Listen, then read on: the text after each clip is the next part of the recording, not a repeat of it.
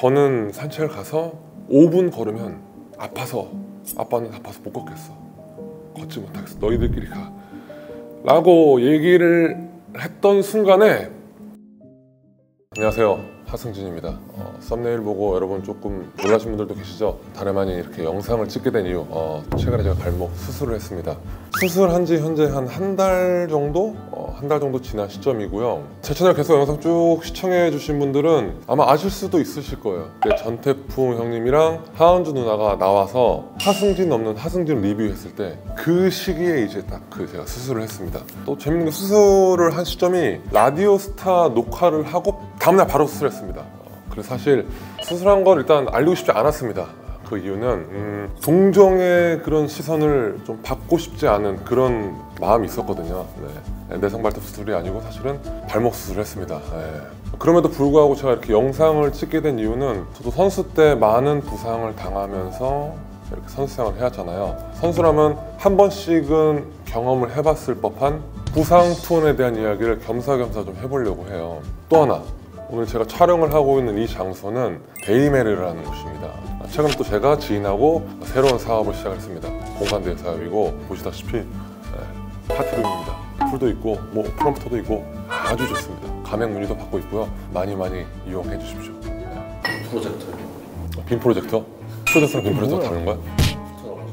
프로젝트라고 하지 않았어? 뭐 프롬프터도 있고 어쨌든 제가 이번에 발목 수술을 하면서 지난 일들이 많이 좀 떠오르더라고요. 가장 기억에 남는 부상 투혼 한 가지를 말씀을 드리자면 2009년 KCC 이지스가 우승을 하던 그 당시였어요. 그때 제가 발목을 심하게 접질려서 다리를 디딜 수 없을 정도로 발목이 많이 아팠어요. 아예 뭐 플레이오프, 챔피언 결정전 못 뛸 정도의 상황까지 왔었어요.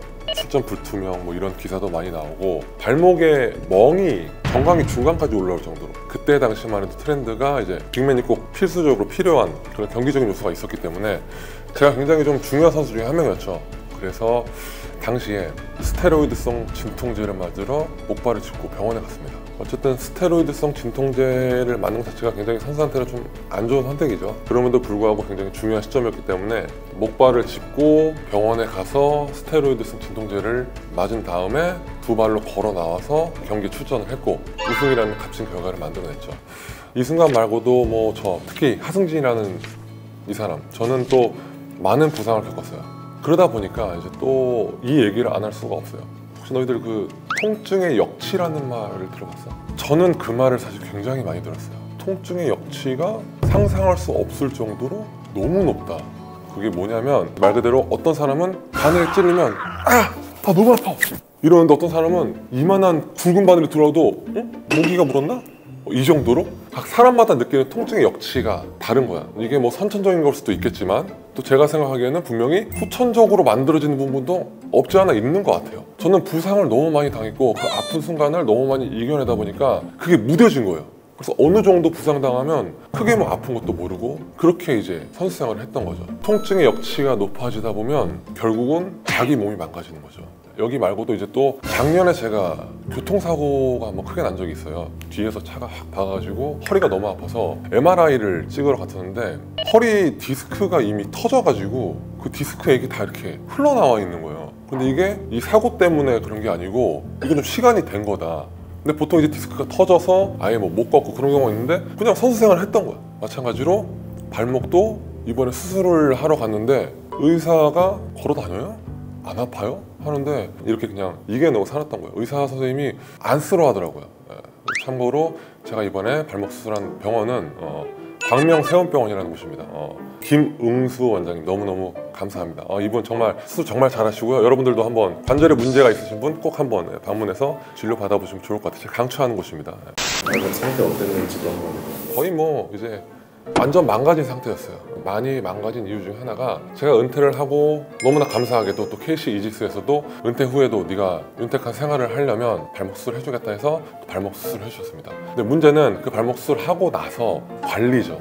선수들은 보통 재활이라는 걸 잘 거쳐서 선수로 복귀를 하는데 저는 이제 은퇴를 하다 보니까 재활이라는 걸 크게 할 수가 없는 그런 상황이었던 것 같아요. 그리고 곧바로 이제 몇 달 뒤에 터치플레이라는 그 채널에서 섭외가 왔습니다.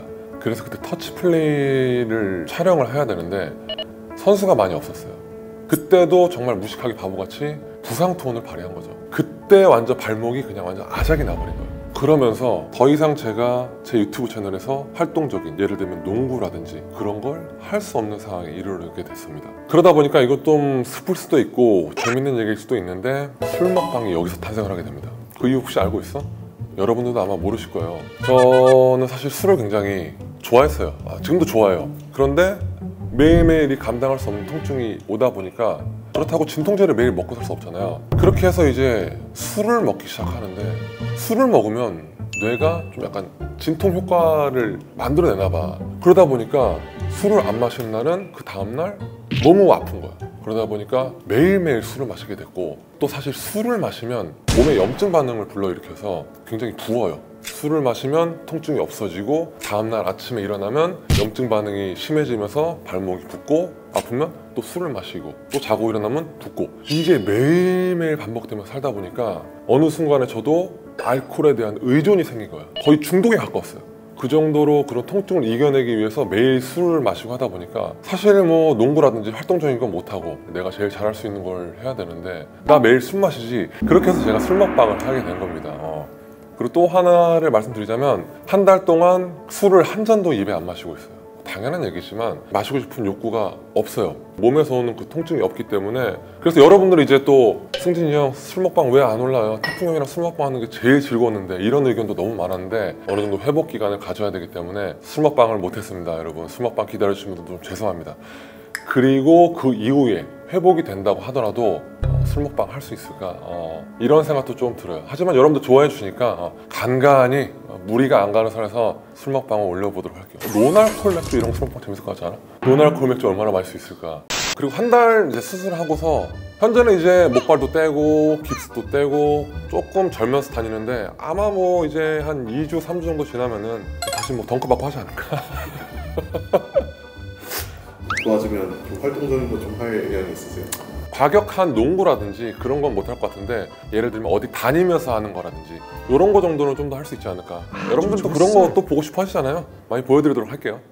그리고 제가 이 영상을 찍은 이유, 물론 저는 지금 이렇게 몸이 많이 망가졌죠. 하지만 분명히 하승진 유튜브 이 채널을 현역 선수들도 볼 거라고 생각을 해요. 굳이 현역 선수 얘기까지 왜 했냐? 저도 선수 때 부상투혼이라는 명목 아래 몸을 혹사시키면서 굉장히 많은 경기들을 치러냈습니다. 그렇다고 해서 제가 후회를 하느냐? 그 아팠던 순간들을 이겨내고서 우승했던 그 순간들, 정말 너무나도 영광스러운 장면들이었기 때문에 후회는 전혀 없습니다. 하지만 그때 부상투혼을 발휘하지 말고 차라리 좀 쉬고서 완벽하게 회복이 된 다음에 선수 생활을 이어갈 걸 라고 후회하는 순간 있어요. 언제냐면, 산책을 갔는데, 저는 산책을 가서 5분 걸으면 아빠는 아파서 못 걷겠어, 걷지 못하겠어, 너희들끼리 가 라고 얘기를 했던 순간에, 그때는 되게 많이 후회가 됐었거든요. 지금 약간 눈물 좀 그렇듯했어? 살짝 좀 괜찮았어? 지금 뛰는 선수들 진짜 너무 다 동생들 같아. 친동생들 같아. 솔직하게 적당히 해라. 그렇게까지 몸을 희생하면서, 물론 영광도 좋지만 선수 생활 평생 하는 거 아니다. 저 말고도 은퇴한 선수들, 진짜 이런 얘기하면 그런데 거동이 불편한 선수 진짜 많이 있어. 또 저희 아버지도 거동이 불편하셔가지고 저랑 같이 수술했어요. 이런 후유증이 은퇴를 한 다음에는 반드시 따라오기 때문에 여러분 현명한 선택을 하면서 선수 생활을 하셨으면 좋겠고, 저같이 이런 시행착오로 최대한 덜 겪었으면 하는 마음에서 또 이 영상을 찍게 됐습니다. 여러분, 그렇다고 승진이 불쌍하다, 하승진 인생 끝났네 라고 동정하지 말아주세요. 이제 수술했으니까 같이 산책 다니고 많이 할 거예요. 그리고 오늘 영상을 찍은 이 장소, 데이메르, 지금 여기 밑에 데이메르 링크 다 하고 있거든요. 많이 이용해 주세요. 여러분, 제가 좀 활동적으로 농구를 좀 더 해줬으면 하셨던 분들이 분명히 계셨을 거예요. 근데 그렇게 못됐던 분명한 이유, 이제 조금 이해가 되셨으면 좋겠습니다. 그리고 생뚱맞게, 아니 뭐 농구선수 출신이 뭐 술 먹방 하고 있어, 저래도 돼? 라고 하셨던 분도 계셨을 텐데 이해를 해주셨으면 좋겠습니다. 어쨌든 지금까지 하승진 유튜브 계속 사랑해 주셨던 것처럼 앞으로도 쭉 하승진 유튜브 사랑해 주십시오. 하승진 유튜브는 계속됩니다.